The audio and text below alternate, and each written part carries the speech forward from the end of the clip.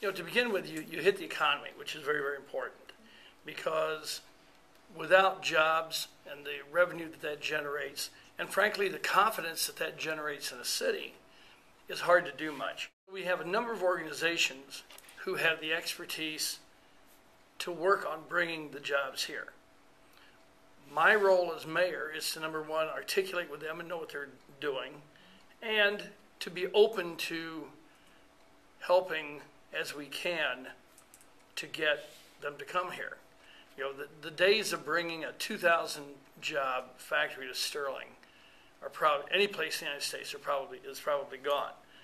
But you know what? If we can bring 10 places who each employ 200, it's a long, drawn-out process.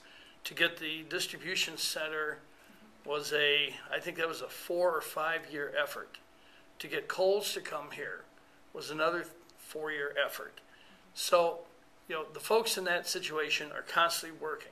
So my job is to make sure that the city is open where we can to give the tax incentives, to pass the TIF district legislation, to do those things that we have to do to make sure that the incentives are in place. The second thing that we need to do is make sure we have a workforce which is trained for those people when they do come here. Right now, that's the role of the schools. And as mayor, I would hope to interact with Superintendent Everett to communicate with him what we're hearing, from people about what skills are needed in the young people. For example, right now, because of No Child Left Behind, everybody is going to go to college. Well, statistics show that only about 20% of the jobs in this century require a baccalaureate degree. Most of those, however, those technical degrees, the trade degree, trade certifications, those are the things that we need. And so as mayor, I need to make sure I communicate what I hear to the schools so that they can plan their curriculum appropriately.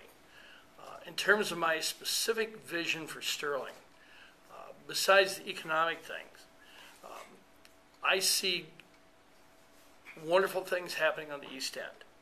And the impetus is now there for that to happen. I would love to see somebody in the old Ryan's building. I would love to see Menards put somebody in that building. And the East End is flowing pretty well. IDOT is making sure that the Lincoln Way gets fixed. So those things are good. But the great unpainted canvases we have are the riverfront downtown. And to me, those are joint projects. We have a riverfront task force who has spent a lot of time doing some wonderful things. And in the near future, they'll be coming to the public with what their vision is. But you can't have the riverfront without the downtown. And we can't have the downtown without the riverfront. So that's a great unpainted canvas on both sides of the river.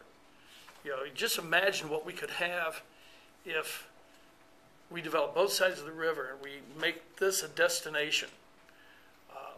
I've said to some people, I said, the theme ought to be Rock Falls, Sterling, the international cities, and develop, some sort of theme that goes with that.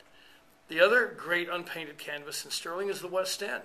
Now, there are some marvelous things going on in the West End, and the West End has been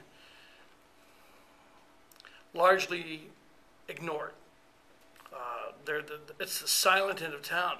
But if you look over by Foster Coach, El Vaquero, El Jacalito, El Carbon, you look at all those places. You look in the little plaza there where just off of Avenue G, there are some wonderful things going on there in our Hispanic community that don't get the attention they need.